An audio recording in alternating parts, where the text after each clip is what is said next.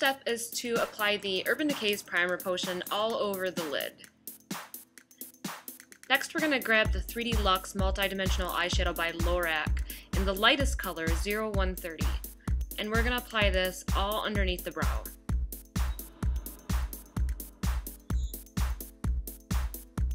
This is using an Eco Tools brush. Next we're using a more flat, dense brush, and we're going to apply the LORAC Multiplex 3D eyeshadow in the brown color. First I'm going to go over the lid with a dense with a dense brush, and then I'm going to go over it with a fluffy MAC 217 brush to really take away the harsh edges. Blending is key with this look, and harsh lines can show really easily with metallic shadows.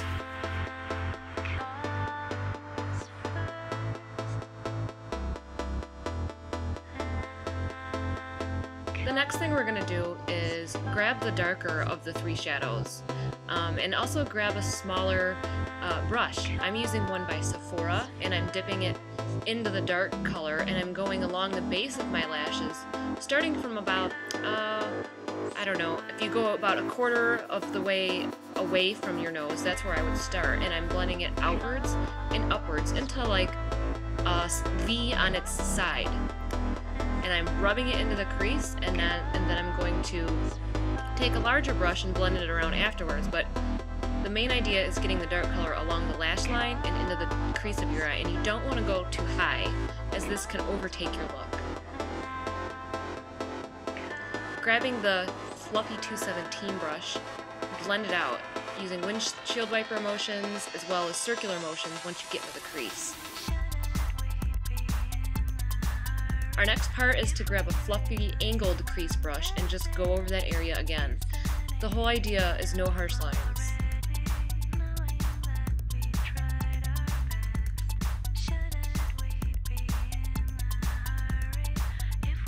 Next we're going to go back again with our dense brush, get some MAC Fix Plus spray, and here I'm spritzing the brush, then grabbing the medium brown colored eyeshadow and tapping it onto my lid. This is what they call foiling. It actually, hence the word foil, that shiny, metallic-y look. It really enhances that shadow. I'm using a Nicole Brooks eyeshadow or eyeliner pencil in black, and I'm just drawing a line above my lash line and taking it out a little bit past the outer edge of my eye, dipping in the other end into a black matte shadow, and dipping it, and then applying it, and then dipping it again as needed.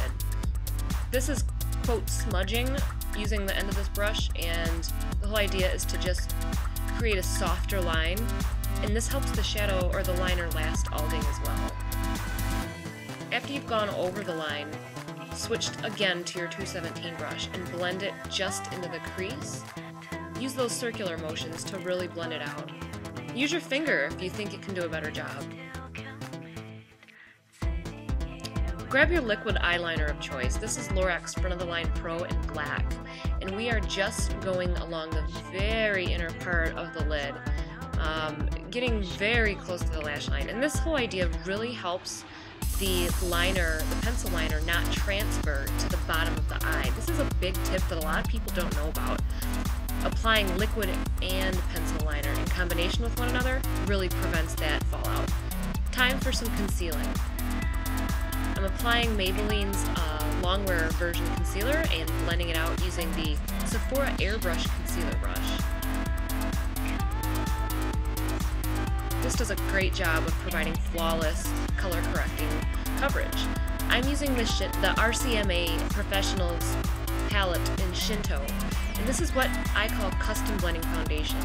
Now please, if you're a professional artist, do not use this technique on clients. This is my personal makeup, so I'm not using this on anyone else but myself. If I was using this on someone else, I would actually have to scoop out the product onto a sanitary plate or other type of device and then apply it on the client, and never re-dipping using that brush. So please, this is just for personal use. Custom blending. I'm finding colors that are close to my skin that when they rub into the skin actually disappear. So in this case, it's the top row and the third row down. and I'm grabbing colors from each of those rows and applying them on my face to get a custom color. Some areas are lighter on my face and some are darker. Towards my jawline, as well as many other people, the skin gets lighter, hence the lighter color I'm using. My forehead's much tanner, so I'm using a more tan dark hue on my forehead. The whole idea is to really blend it in with your natural skin color. It takes a bit of practice, but once you master this, this can outlast and outlook any type of just standard foundation. Time for some loose powder. Dumping a little bit in the cap, I'm going to grab a stippling brush. This is a stipple brush, I should say. This one's from Sally Beauty Supply, and I'm using circular motions to just cover my entire face. Less is more here, and it's easy to apply too much, so a little bit at a time works really nice, and that stipple brush provides an airbrushed coverage.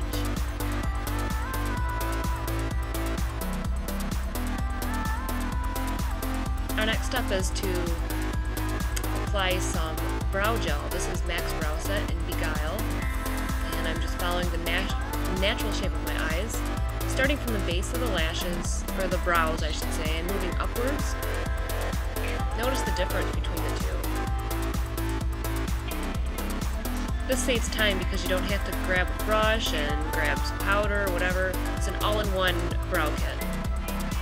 Time for bronzer. This is by Dior, and I'm using the lighter of the colors to go in the shadowed areas, or the areas with more depth in my cheeks.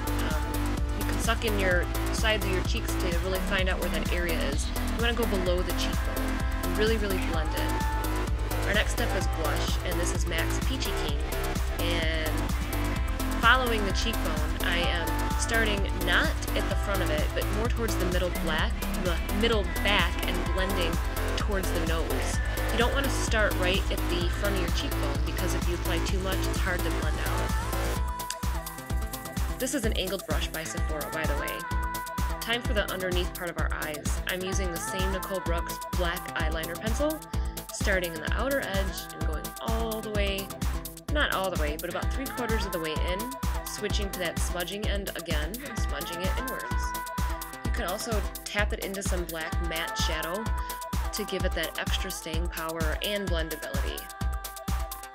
Notice how I'm matching the top line of my lashes and the top line of my liner by connecting it and then smudging it outwards.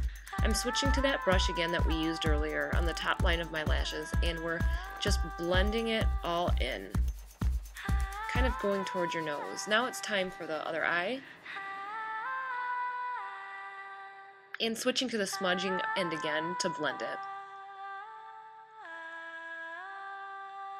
Blending not only has more aesthetic value in my opinion, but it gives the appearance of having longer lasting makeup, because extremely precise areas, once they crease, are very obvious. However, if something's very well blended and it's a little bit not messy but not exactly perfect, you won't notice if it shifts a little bit or kind of smudges as the natural oils in your skin react with your makeup throughout the day. I'm just using a blending brush to really connect the top and bottom lines on my eye. This is the final look, almost, as I just grabbed that 217 and again, blend, that's the whole idea. Time for our Great Lash Mascara in Blackest Black, and just a quick coat or two, and this is my favorite go-to mascara that's very affordable that you can find at your local drugstore. To me, it does just as great a job as MAC's Opulash or Dior's mascara. It provides amazing results. Very affordable too for the look.